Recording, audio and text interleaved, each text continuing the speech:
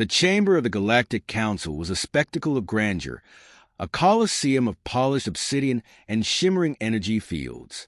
Delegates from 100 worlds sat in their elevated perches, their forms ranging from sleek avian silhouettes to bulbous, gelatinous masses suspended in containment fields. The air thrummed with a low-frequency hum, a byproduct of the translation matrix, ensuring that every delegate could understand the insults they were about to hurl. At the center of it all, standing alone on the council floor, was Earth's sole representative, Ambassador Elias Radford, clad in a formal navy blue suit with the insignia of the United Nations Space Command pinned to his lapel. He stood with forced composure. He had known this day would come. Humanity's petition for entry into the Galactic Council had always been met with skepticism. But now, standing beneath the gaze of the most powerful species in the known galaxy, it was clear they had come to pass judgment, not to deliberate. A sharp, mechanical chime echoed through the hall. The presiding speaker, High Lord Zelvaron of the Zelvari Dominion, rose from his throne-like seat, his bioluminescent exoskeleton pulsing with disdain. "We gather today," Zelvaron intoned, his voice like the scraping of stone against metal, "to discuss the matter of the human species, an anomaly, a violent aberration in an otherwise ordered cosmos. Their request to join this council is not only laughable, but dangerous." A ripple of agreement murmured through the chamber. Ambassador Radford set his jaw. A being from the Phyrexian hierarchy slithered forward, its segmented mandibles clicking. "Your species is young, barely 3,000 years since your first civilizations, and yet you have waged more wars upon yourselves than any of us have in millennia. You do not seek unity. You crave conquest." Another delegate, a towering reptilian from the Ascari clans, let out a guttural chuckle. "Indeed, even now, you arm yourselves at a rate unseen in any emerging race. You have no restraint, no wisdom, only a thirst for destruction." The laughter spread like a contagion, rolling through the chamber in waves. Radford tightened his grip on the lectern before him. He had come prepared for criticism, but this was ridicule. Then came the final insult. Zelvaron leaned forward, his 6 eyes gleaming. "Tell us, human, why should we grant you a seat among us? What do you offer but carnage?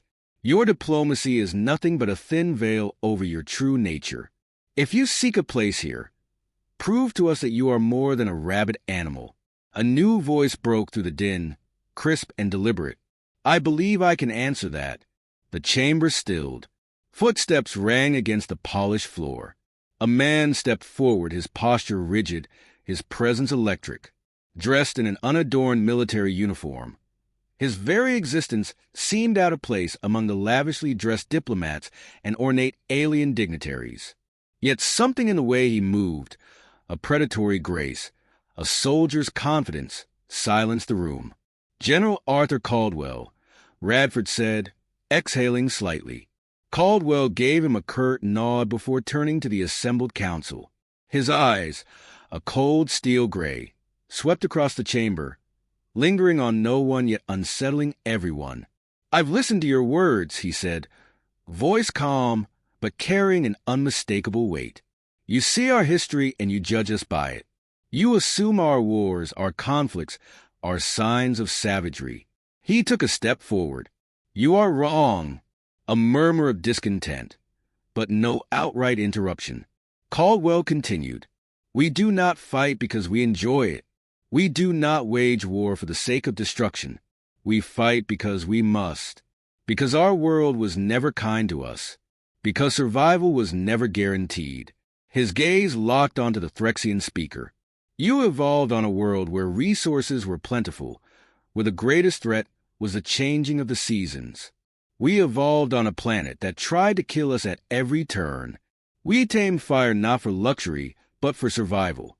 We built fortresses not out of greed, but out of necessity." Zelvaron's mandibles twitched. Caldwell pressed on.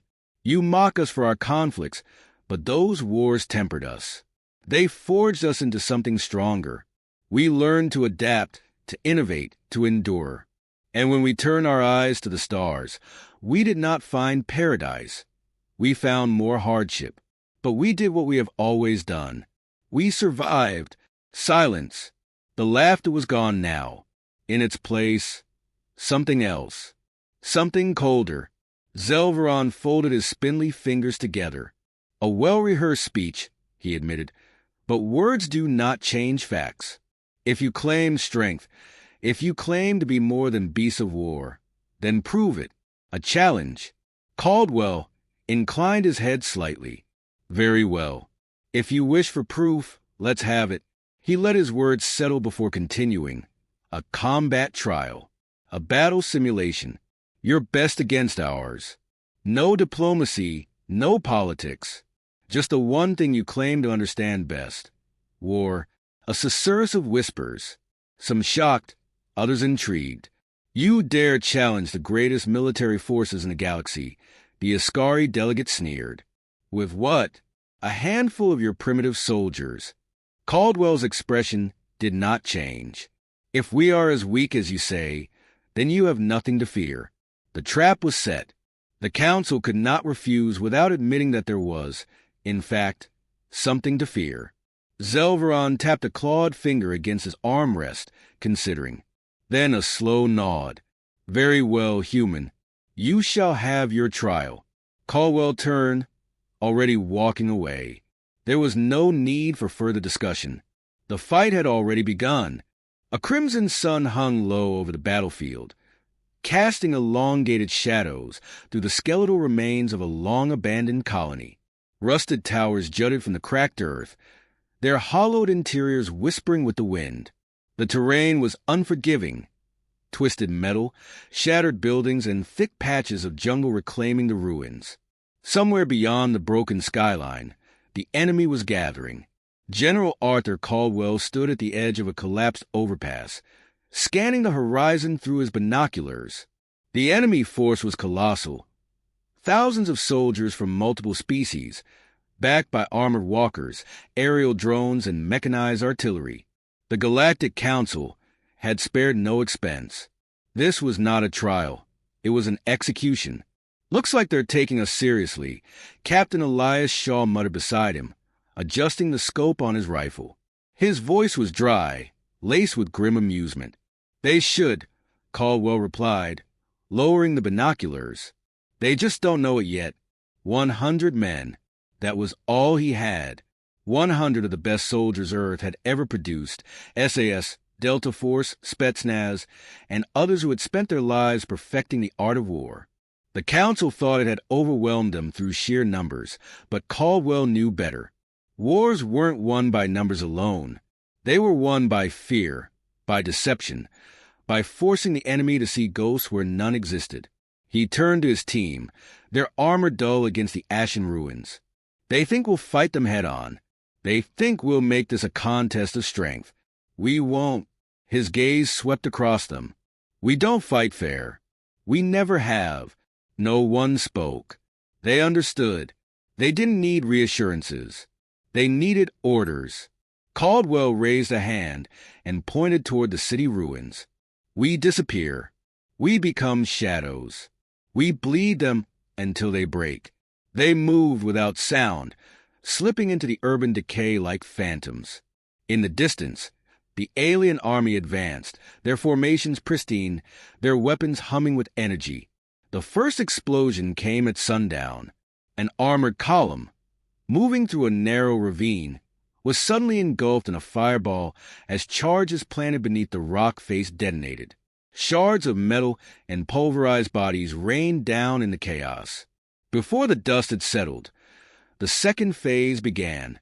Snipers hidden in the ruins picking off officers, engineers, and medics with surgical precision. Panic spread through the enemy ranks. By midnight, the aliens were fighting shadows. Their comms sputtered with false reports.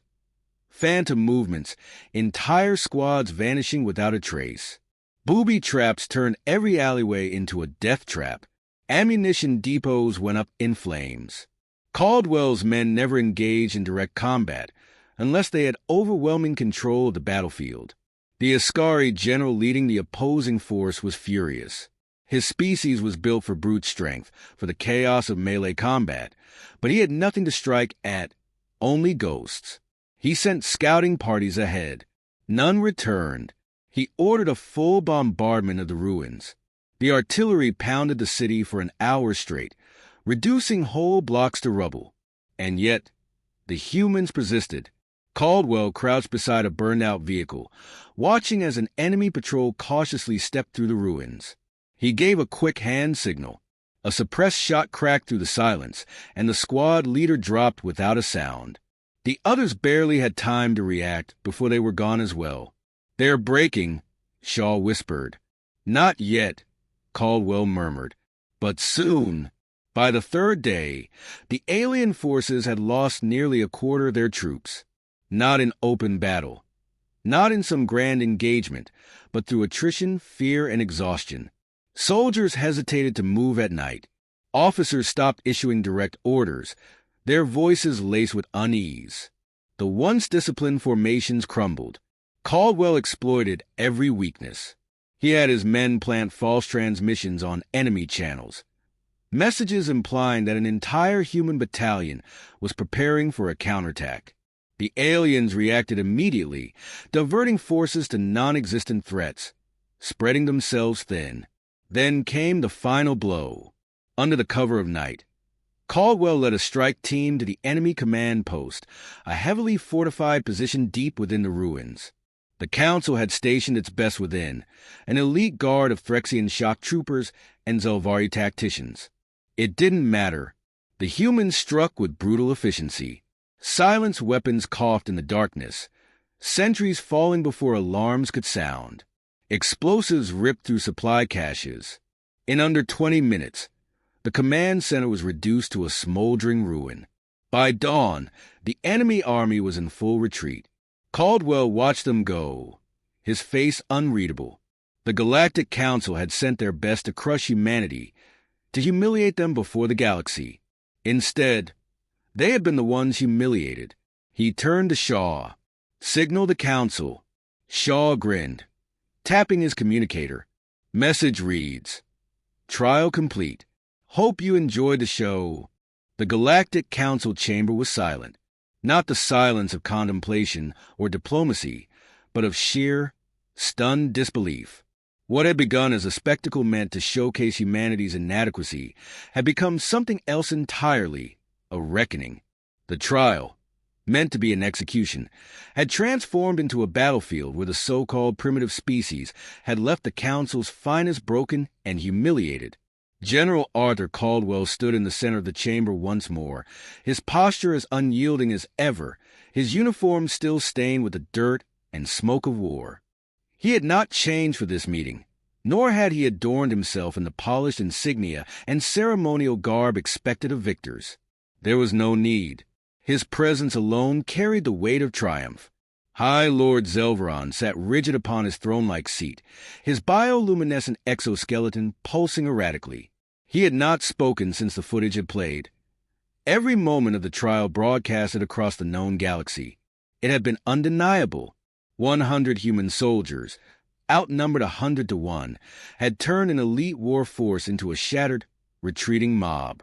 No glorious charge, no grand battlefield maneuvers, just relentless, methodical, psychological dissection. At last, one of the council members broke the silence. The Ascari general, his reptilian hide dark with embarrassment, leaned forward, his voice thick with restrained anger. That was not war. That was deception. Caldwell's lips twitched. Not quite a smile, but something colder. War is deception. You assumed you could crush us through strength alone. You were wrong. Another voice, sharp and resonant, cut through the tension. A Threxian dignitary, her elongated form rigid with barely concealed rage. You do not fight with honor. You skulk in shadows, ambush from darkness. You are cowards. Caldwell turned his gaze to her, unblinking. Cowards? He let the word settle, as if testing its weight. Tell me, when your forces realized they were being hunted, when your officers refused to move without escorts, when they lay awake at night listening for sounds that weren't there, who was afraid? The Threxian said nothing. No one did. Ambassador Elias Radford, standing beside Caldwell, took a measured step forward. Unlike the general, he had changed into formal attire, his suit crisp, his demeanor calm, but the glint in his eye was unmistakable. "You sit here in judgment of humanity," he said, voice smooth yet edged. "You mock our wars, our struggles. Yet, when faced with our kind at its most disciplined, most ruthless, you falter. We did not seek to impress you with ceremony. We showed you who we are." The council chamber remained heavy with unspoken words. Then, at last, Zelveron moved. The High Lord shifted, resting his clawed fingers upon the armrest of his throne, his multifaceted eyes flickering between Caldwell and Radford. When he finally spoke, it was not with the amusement or condescension he had wielded before. "Humanity," he said slowly, deliberately, "has proven itself." A murmur rippled through the delegates, some in agreement, others in discomfort. Zelveron exhaled, the eerie chime of his bioluminescent plates resonating through the chamber. "We sought to expose your weaknesses, to demonstrate that your kind is unfit to stand among us. Instead, you have revealed our own vulnerabilities." He leaned forward, tapping a clawed digit against the polished obsidian of his throne. "Your methods are dangerous, your instincts unpredictable, but to deny you entry now would be foolish." The weight of the moment was not lost on anyone. The same voices that had once laughed at humanity now remained silent, wary. Radford inclined his head. "Then the votes!" A slow nod from the High Lord. The council's decision would be made formal, but it was clear the outcome had already shifted. Humanity would not be turned away. Caldwell studied the room, taking in the wary gazes of once arrogant species, the quiet recalculations happening behind their alien eyes. They were not celebrating humanity's inclusion. They were reassessing a miscalculation, one they would not make again. Radford turned to Caldwell, lowering his voice. "We've won." Caldwell gave the smallest of nods. "For now," because this was not the end. It was only the beginning. The galaxy had just learned the first and most important lesson about Earth. Never underestimate humanity,